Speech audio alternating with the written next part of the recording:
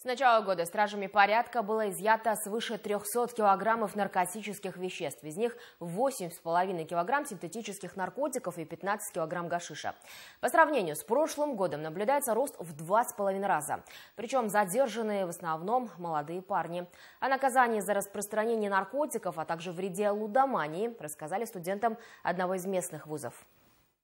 Встреча со студентами прошла в рамках оперативно-профилактического мероприятия. Ее целью было показать молодежи, к чему приводит погоня за легкими деньгами. Для наглядности оперативниками были подготовлены специальные видеоролики. В основном синтетикой занимается, либо употребляет или занимается закладкой лица от 18 до 27 лет.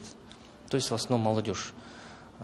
По Казахстану имеются факты сбыта и реализации употребления наркотических средств несовершеннолетними. Социальный ролик сами сняли, именно где был сам задержан закладчик, который проработал всего лишь 2 дня в интернет-магазине, 2 дня занимался закладками. Через 2 дня мы его задержали, и суд его приговорил к 11 годам лишения свободы.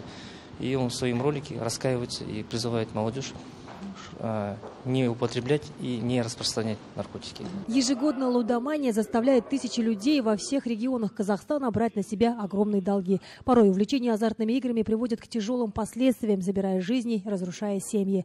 О том, что для мусульман лудомания считается грехом, рассказал студентам главный имам области.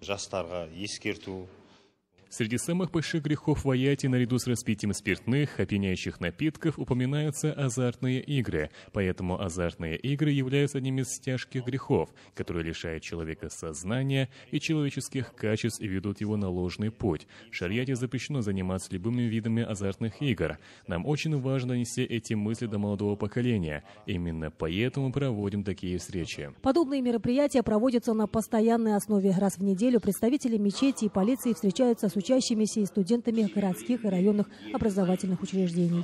Динара Абдуалиева, Миржан Аманжолов, телеканал Актубе.